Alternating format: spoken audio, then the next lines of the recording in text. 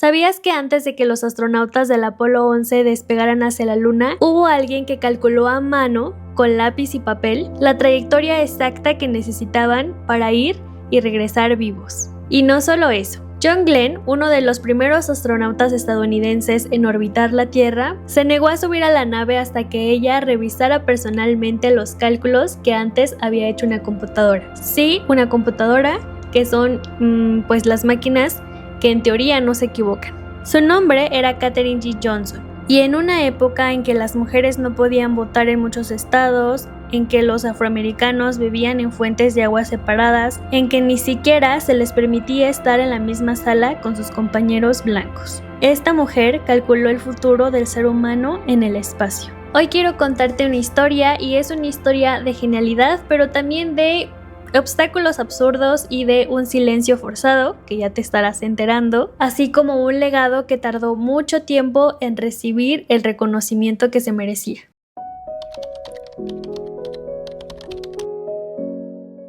Hola, ser vivo del internet, ¿cómo estás? Mi nombre es Paola y estoy muy feliz de estar una semana más contigo con otro video. Como ya es costumbre en este canal, esta es otra historia súper interesante, pero antes de continuar, me gustaría recordarte que si te gusta este tipo de contenido, pero en un formato más corto, puedes seguirme en TikTok, en donde subo contenido de tecnología para chicas sin aburrirte, y en mi Instagram, donde subo como contenido más personal. Ahora sí, continuemos y quédate hasta el final porque esta historia se pone buenísima.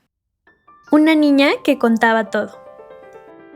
Corría el año 1918 en White Sulphur Springs, una pequeña ciudad de Virginia Occidental.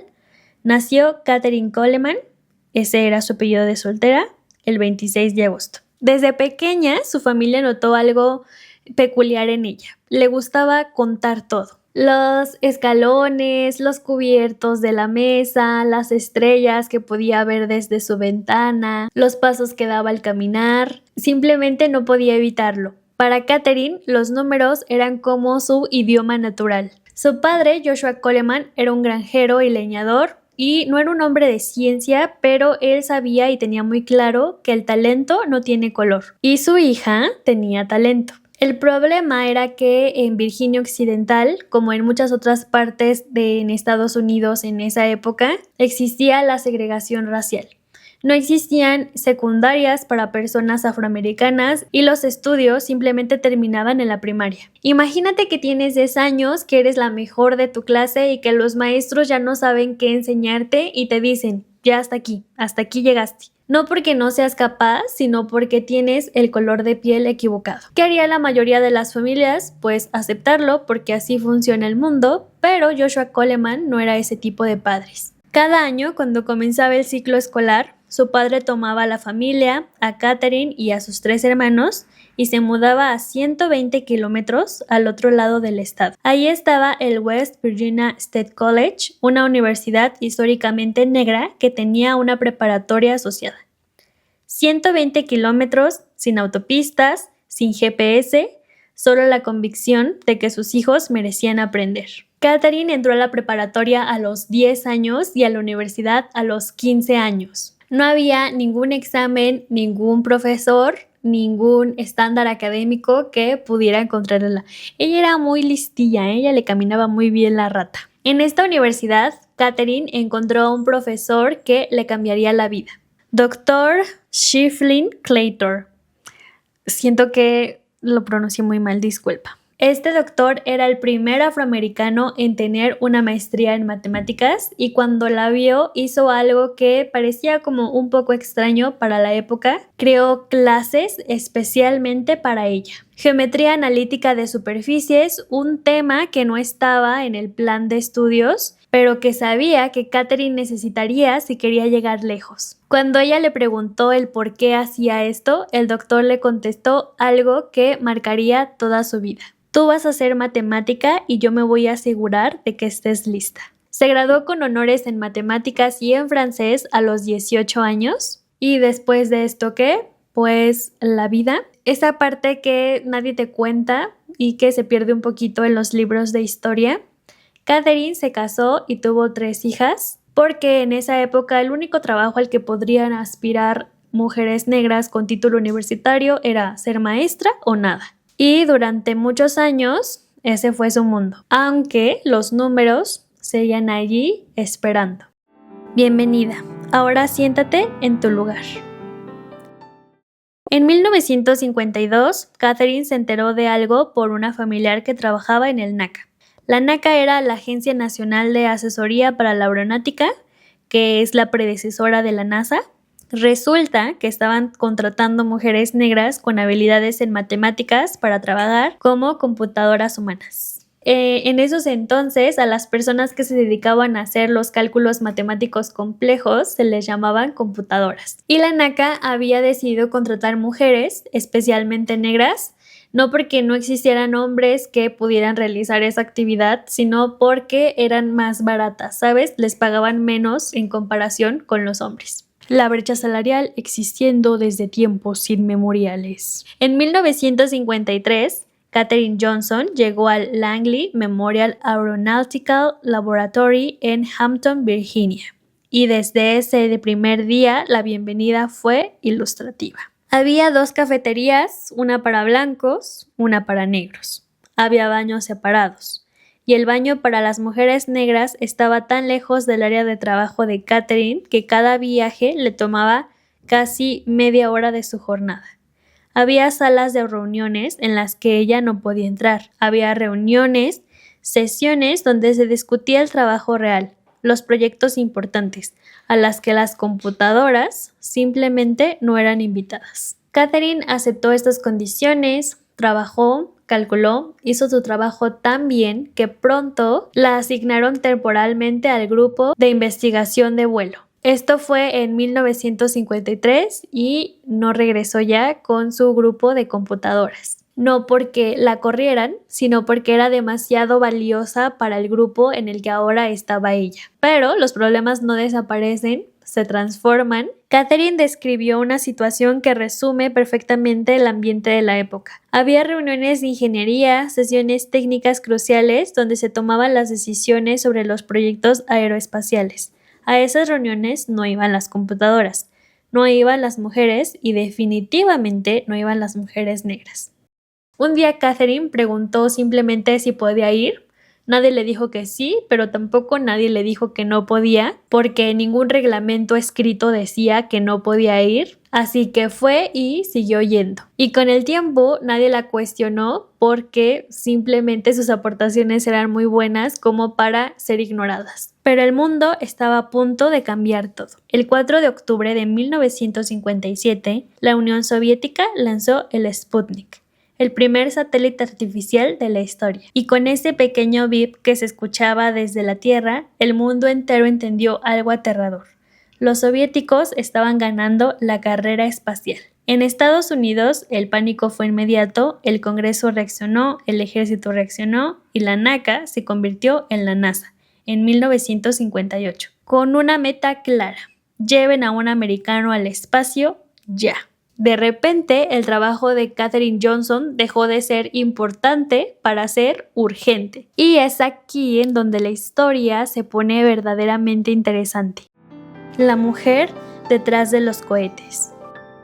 En 1959, Katherine Johnson fue asignada a calcular las trayectorias de los primeros vuelos espaciales tripulados en Estados Unidos. Y no era un trabajo cualquiera. Estamos hablando de enviar a un ser humano al espacio, ponerlo en órbita alrededor de la Tierra y traerlo de regreso, vivo, en una época donde los cohetes explotaban con una frecuencia inquietante, donde cada variable mal calculada podía significar la muerte de alguien. Katherine calculó la trayectoria de Alan Shepard, el primer americano en el espacio, en 1961. Un vuelo suborbital de 15 minutos que fue transmitido en vivo para millones de personas. Ok, esa misión ya le ponemos palomita. Luego vino algo aún más ambicioso, que fue poner a John Glenn en órbita completa alrededor de la Tierra. Para ese momento la NASA ya tenía computadoras electrónicas. Las máquinas IBM eran unas computadoras que podían hacer cálculos en segundos, mismos cálculos que a Katherine le tomaba horas hacer. Pero aquí viene el momento que lo define todo. John Glenn se negó a despegar hasta que Catherine personalmente revisara los cálculos que había hecho la IBM. Sus palabras exactas, según algunos relatos de la época, fueron más o menos así: si la chica dice que los números están bien, entonces estoy listo para ir. La chica. Así llamaban a una mujer con décadas de experiencia, con una mente matemática que no tenía comparación con otro individuo dentro de la NASA. Pero más allá de la condescendencia del lenguaje, creo que el gesto dice algo más allá. El astronauta más famoso de la época no confiaba en las máquinas, confiaba en Catherine. Catherine revisó los cálculos, todo estaba correcto. El 20 de febrero de 1962, John Glenn orbitó la Tierra 3 veces y regresó a salvo. Y Katherine Johnson siguió trabajando, sin titulares, sin reconocimiento público, simplemente siguió trabajando. Vino el programa Apolo, la misión más ambiciosa de la historia humana: llegar a la Luna. Catherine contribuyó al cálculo de las trayectorias del Apolo 11 en 1969, cuando Neil Armstrong dio ese primer paso histórico. Los números que lo hicieron posible tenían en parte la firma intelectual de Katherine Johnson. Pero hay una misión que creo que define mejor que otra el valor de su trabajo. Apolo 13, abril de 1960. A casi 330,000 kilómetros de la Tierra hubo una explosión a bordo. Los astronautas Jim Lovell, Jack Swigert y Fred Haise estaban atrapados en el espacio con sistemas dañados, reservas de oxígeno limitadas y con la pregunta: ¿cómo los traemos de regreso? Katherine Johnson, junto con su equipo, trabajó en los cálculos de la trayectoria de retorno de emergencia. Usando la Luna como una especie de onda orbital, calcularon la ruta exacta para que la nave pudiera volver a la atmósfera terrestre en el ángulo correcto. Demasiado empinado, la cápsula se incendiaría. Demasiado plano, rebotaría con la atmósfera de la Tierra y se perdería para siempre en el espacio. El margen de error era minúsculo, chiquititito. Los astronautas llegaron a casa vivos. Todo esto ocurrió mientras Katherine Johnson vivía en una América que todavía estaba luchando con la segregación, mientras Martin Luther King marchaba, mientras las leyes de los derechos civiles se debatían en el Congreso, mientras el mundo afuera de la NASA decidía si las personas como Katherine merecían los mismos derechos básicos que cualquier ser humano. Lo que el silencio casi ocultó para siempre. Katherine Johnson se retiró de la NASA en 1986, después de casi 33 años de servicio, sin ceremonia masiva, sin portadas de revistas, sin ceremonias en el Congreso, y durante décadas su historia fue exactamente eso, su historia. No la historia del mundo, no la historia de ciencia, no la historia de América, solo suya. El público en general, o sea nosotros, no sabía quién era Katherine Johnson, ni lo que había hecho, ni cómo había participado en tantas misiones. No sabía que detrás de los triunfos más grandes de la exploración espacial americana había una mujer negra de Virginia Occidental que hacía los cálculos matemáticos que nadie más podía hacer. ¿Y por qué? Te estarás preguntando. Porque las narrativas de la carrera espacial, como lo podemos ver en muchas películas y así, están diseñadas como para un arquetipo, un tipo de hombre. Un hombre blanco, alto, fuerte, inteligente, con mandíbula marcada. Las mujeres negras que hacían todo el trabajo del cálculo matemático simplemente no encajaban en esa historia. Así que simplemente no estaban. Todo empezó a cambiar en 2016. Ese año, la escritora Margot Lee Shetterly publicó su libro Hidden Figures, Figuras Ocultas, que contaba la historia de Katherine Johnson y de otras matemáticas afroamericanas de la NASA, Dorothy Bond y Mary Jackson. Ese mismo año, la película basada en el libro llegó a los cines, protagonizada por Taraji P. Henson, que es el papel de Katherine, que yo amo a esa mujer, yo soy fan de esa actriz, por cierto. El impacto fue inmediato, se hizo muy famosa la película. Si no la has visto, sí te la recomiendo. Siento que sí te inspiró un poquillo, ¿sabes? Cuando a veces me siento un poco desmotivada y como que necesito algo que me haga creer que realmente ocupo un espacio y que merezco un espacio dentro de la tecnología y dentro de la ingeniería, esa película como que tiene algo que me mueve como que mi corazón, ¿sabes? Entonces, vela, así como que cualquier sabadito o fin de semana que tengas ahí libre, está muy buena, sí te la recomiendo. Pero, regresando a la historia, las personas se preguntaban, ¿por qué no sabíamos esto? ¿Por qué no sabíamos como que esta parte tan importante dentro de la historia de la NASA? Y la respuesta incómoda era, porque nunca nos la contaron. Un año antes, en 2015, el presidente Barack Obama le había otorgado a Katherine Johnson la Medalla Presidencial de la Libertad, la más alta condecoración civil de los Estados Unidos. Ella tenía 97 años, casi un siglo de vida. Más de 3 décadas de trabajo que literalmente hizo posible la conquista del espacio, y el reconocimiento llegó cuando ya era una anciana.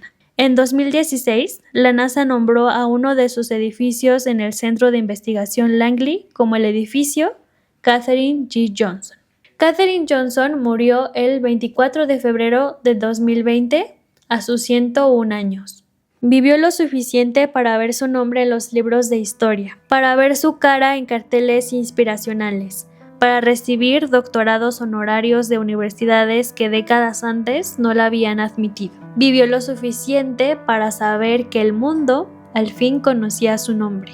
Katherine Johnson dijo algo en una entrevista que se me quedó muy grabado. Le preguntaron que si alguna vez había sentido que la habían tratado de manera injusta, y ella contestó así como que con mucha calma: simplemente hice mi trabajo y me aseguré de hacerlo tan bien que nadie pudiera ignorarlo. En un mundo que le puso obstáculos a cada paso, por ser mujer, por ser negra, por existir fuera de lo que el sistema esperaba de ella, Katherine Johnson eligió responder con excelencia. No porque la excelencia borre la injusticia, sino porque era lo único que tenía completamente en sus manos.